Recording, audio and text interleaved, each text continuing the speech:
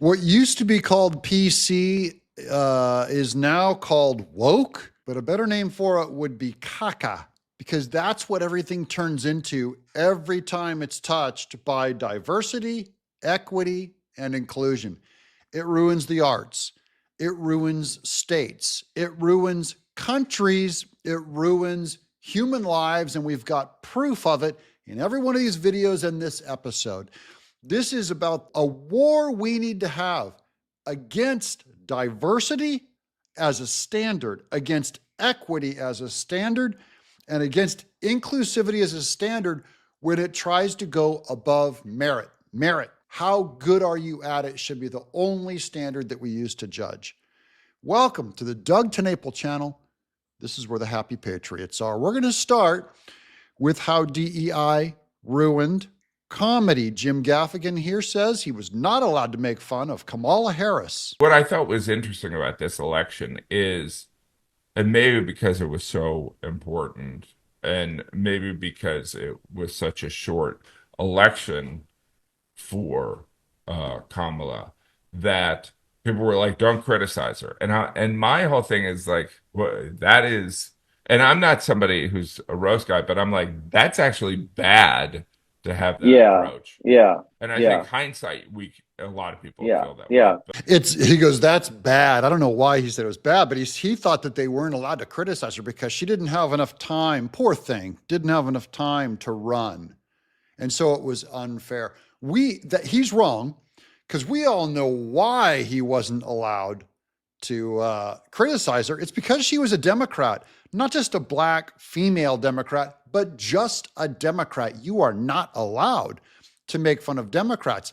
Because how else do you explain that stand-up comics weren't allowed to make fun of rich, old, white Joe Biden? They were not allowed to until very recently, and they really unleashed on him after he stopped running, when he was replaced with Kamala Harris.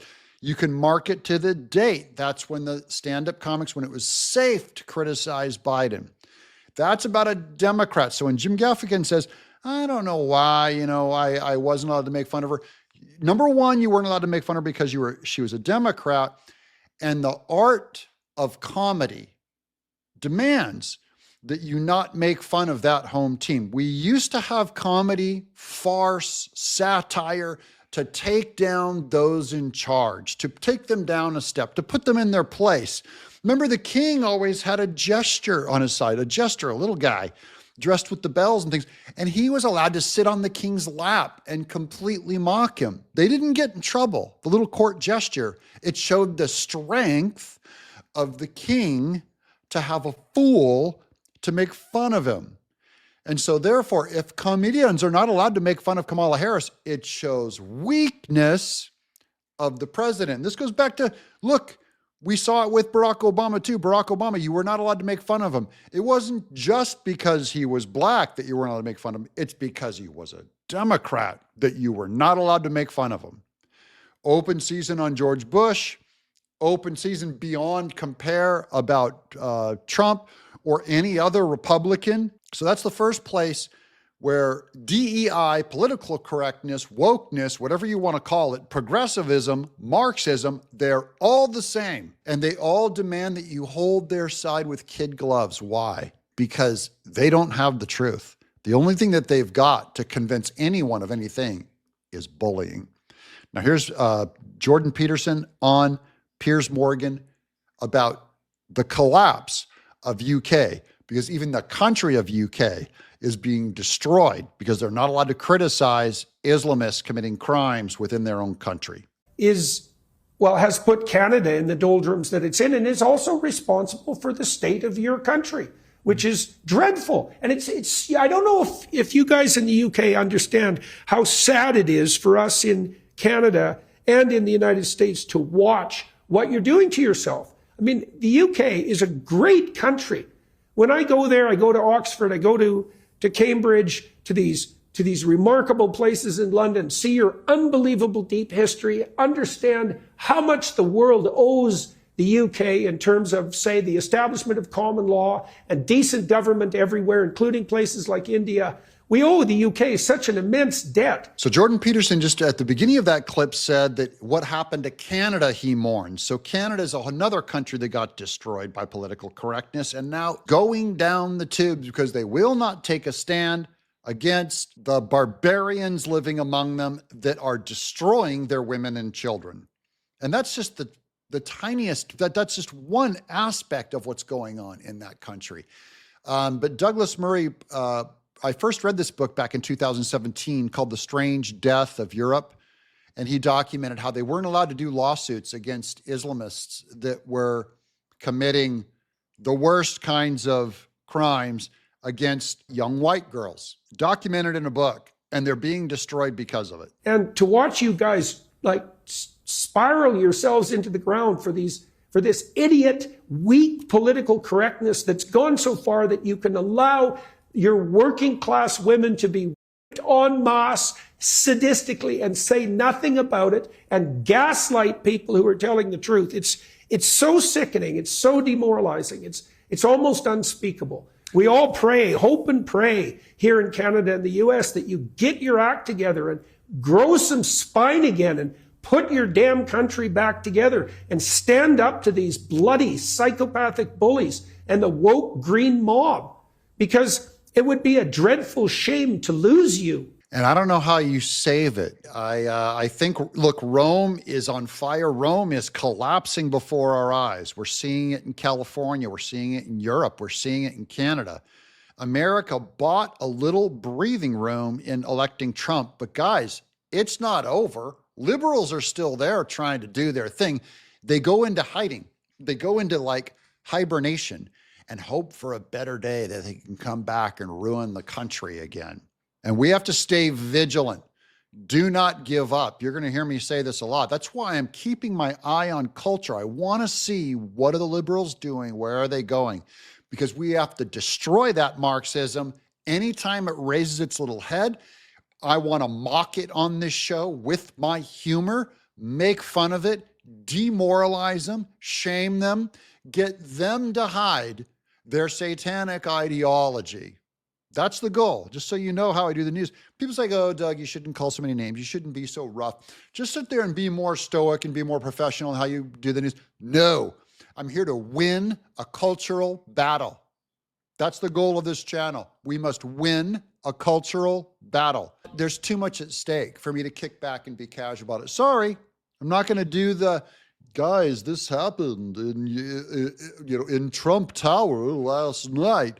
No, it is demoralize them, demolish them, shame them out of existence. Here's more of the fallout on political correctness with our first female gay LA Fire Department chief, who touted hiring women and diversity instead of excellence at firefighting. Everyone happy now? I'm super inspired. She took time out of her already busy schedule to tell us about her vision for the department's future, one that includes a 3-year strategic plan to increase diversity. People ask me, well, what number are you looking for? I said, I'm not looking for a number. It's never enough. Out of 3,300 city firefighters, only 115 are women right now. She's already looking at ways to change that. She's quick to point out that doing so has a greater purpose, attracting the best and brightest for the job. They feel included, they feel valued, and they feel part of a cohesive team. The chief also checks another box when it comes to inclusivity and diversity at this department. She's a proud member of the LGBTQ community. That just kind of opens the door of people that thought, wow, I didn't even know that was an opportunity for me. No, it shouldn't be an opportunity to anybody who's getting a job because of that box they checked. Look, my friend is a firefighter out in Riverside. He flat out said the physical test they do, no woman could pass. They have to coil up the entire hose, and carry, it's like the equivalent to like 180 pounds up all these flights of stairs, up the floors, then get tear gassed. He goes, women drop out all the time. They don't have a problem with them applying. But what happened is, for them to have female firefighters, they had to lower the standards, and the same thing with our military, lower lethality, meaning lower merit, lower ability for you to get the job. And that's my only beef with it. I don't have a problem with women being firefighters, but they should not take the place of a more qualified, stronger, clever men. That's all.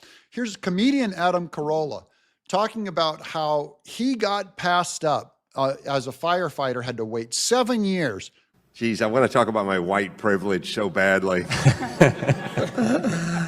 I graduated North Hollywood High with a 1.7 GPA. I could not find a job. I walked to a fire station in North Hollywood. I was 19. I was living in the garage of my family home. My mom was on welfare and food stamps, and I said, "Can I get a job as a fireman?" And they said, "No, because you're not black, Hispanic, or a woman. We'll see you in about 7 years." And I went to a construction site and dug ditches and picked up garbage for the next 7 years. I got a letter in the mail sent to my father's house saying, "Your time has come to do the written exam for the LA Fire Department." I took it, and I was standing in line, and I had a young woman of color standing behind me in line, and I said, just out of curiosity, when did you sign up to become a fireman? Because I did it, or a person, 7 years ago. And she said, Wednesday. That is an example of my white privilege. And this is why a lot of straight white males kind of shrug when they hear all the sob stories from every other minority group, be it sexual preferences or ethnicity or whatever downside you have, because we all have that lived experience of being passed up for a job we were qualified for, of just saying you need not bother apply for this storyboard position, this director. I see it in the arts all the time. Doug, you're the best storyteller, but we're trying to load up this writing group with some more, and no one respects it.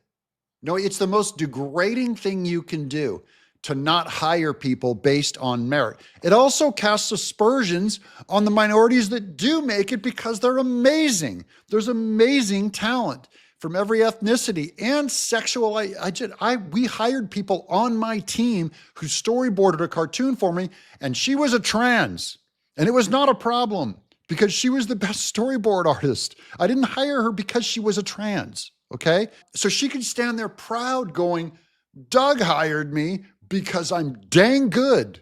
Everyone on my crew thought that. Nowadays, if you're in one of these special groups, you have no reason to think that you earned your job.